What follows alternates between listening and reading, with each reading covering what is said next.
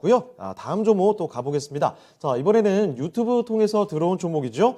잭 닐 콜슨님께서 보내주신 종목인데요. 자, 태용로직스 살펴드리겠습니다. 자, 태용로직스 매수하신 가격은 10,000원이 좀 넘네요. 1,100원에 매수하셨고요. 30% 들고 계십니다. 자, 태용로직스 지금 올해 들어서 해상우님 그 강세에 따라서 정말 주가 많이 올랐습니다. 10,000원, 11,000원이 넘는 주가까지 올라갔는데 지금 잭 닐콜스님께서 진입하신 시점이 10,000원이 좀 넘어가는 시점이죠. 비중도 30% 들고 계시는데요.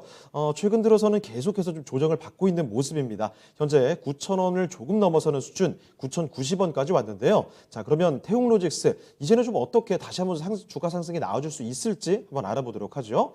자, 김인준 전문가님, 태용로직스 들고 계시는데요. 최근에 좀 계속 내리네요. 어떻게 봐야 됩니까? 네, 아무래도 이제 국제물류 쪽으로 공략 포인트를 가지신 것 같습니다. 워낙 H&M 주가나 페노션, 대한항공, KSSM까지 다 좋았기 때문에 이제 상하이 컨테이너 운임 지수가 올라가고 워낙 해상 운임 비용이 올라가고 있다. 잘 나가고 있다. 또 항공물류까지 덩달아서 올라가는 쪽이니까 네. 먹거리를 찾다가 여기 밸류에이션이 좀 그래도 부담감이었거든요. 태용로직스를 공략하신 게 아닌가. 태용로직스는 간단합니다. 일단 재무는 나무랄 데가 없습니다. 재무제표를 보시더라도 기업의 노력하는 흔적들이 여실히 좀 드러나는 쪽이거든요. 3년간 매출을 보시게 되면 지속적으로 올라가는 쪽이에요. 그러면 재무는 탄탄하니까 밸류에이션에 문제는 없다.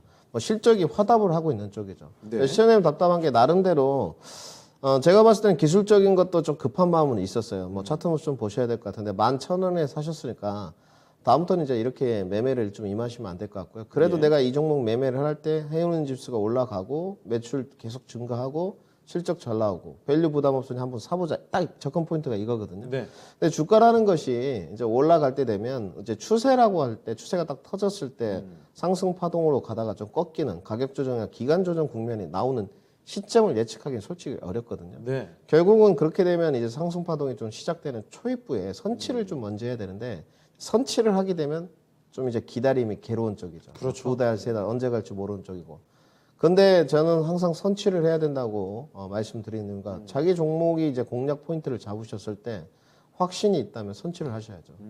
마찬가지로 1,100원에 사셨을 때도 올라간다는 보장은 없습니다. 예. 아무리 업황이 좋다고 해도 주식시장은 내일을 알 수 없는 쪽이기 때문에 이제 급한 마음에 결국은 가격 조정이 이어지다 보니 이제 업황에 대한 자신감이 떨어지는 쪽이죠.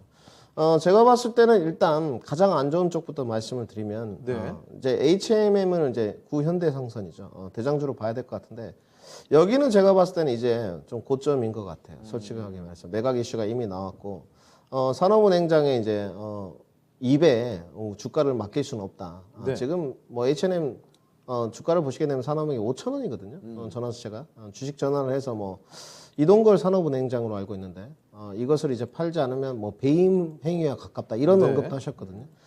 그렇다는 것은 지금 수익성을 보게 되면 2조 원 정도가 되는데 그 물량이 나오게 되면 대장주가 결국은 따라서 후발주자들을 움직이지 않겠습니까? 주가라는 것이 업황도 중요하겠지만 주가가 계속 밀리다 보니까 후발주자들 중에서 버텨주는 게 페노션 정도거든요. 네. 벌크선 쪽이니까 거리감은 좀 있습니다만 그 연동성상에서 본다 보면 태용로직스도 지금 업황이 좀 꺾였다기보다도 주가가 가격 조정에 돌입했다고 보는 것이 정확한 진단인 것 같습니다. 수급 동태라든지 이런 거는 제가 아까 금방 확인을 좀 해봤는데 문제가 없는 쪽입니다. 외국인 수급도 괜찮은 쪽이고요. 지속적으로 늘어나고 있고. 그러면 외국인들이 왜 사겠습니까? 외국인들이 이제 개인 투자자들하고 틀리죠. 돈이 많은 쪽이니까 오늘도 사고 내일도 사고 계속적으로 투자를 감행할 수 있는 쪽이니까. 그러면 시청자님의 기술적인 진입 타점이 좀 문제가 있었다고 네. 언급을 해야 될 것 같고요. 이제 비중이 30%시니까 태용로직스가 나쁜 기업은 아니지만 좀 저는 많은 것 같아요. 그래서 리스크 관리가 좀 필요할 것 같고요. 그러니까 이제 결국은 따라가는 매매를 하시면 안 됩니다. 따라가는 매매를 하시게 되면 결국 리스크 관리를 한다는 것은 비중을 축소한다거나 손절을 좀 해야 되기 때문에 결국은 이제 아픈 손가락을 좀 깨물어야 되는 쪽이거든요. 네. 차트 모습 좀 보실 것 같은데 이제 하방 경직성이 어디서 이제 하방 지지대가 형성될 것인가 저는 좀 아직도 멀은 것 같아요. 개인 투자자들이 계속적으로 차익 실현을 하고 있는 쪽이기 때문에 네. 지지대 형성을 8,500원에 지지대가 좀 형성되는지를 확인하셔야 될 것 같고요.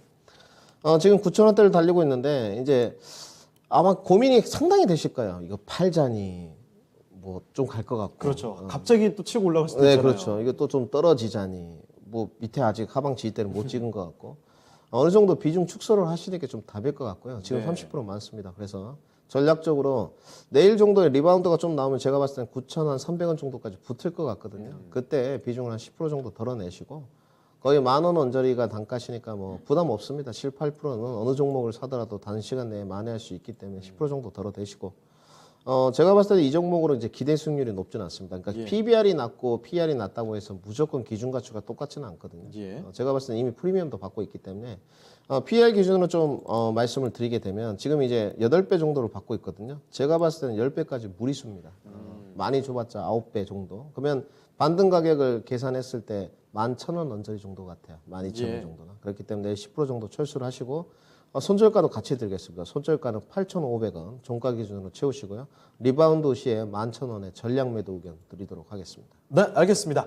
자, 태용로직스 살펴드렸습니다. 일단은요, 비중을 좀 줄여가시는 게 좋을 것 같습니다. 10% 정도는 비중을 좀 줄여놓은 상태에서 손절 가격은 8,500원, 목표 주가는 너무 멀리 잡지 마시고 11,000원 정도 생각해 두시면 좋겠네요. 자, 태용로직스 살펴드렸습니다.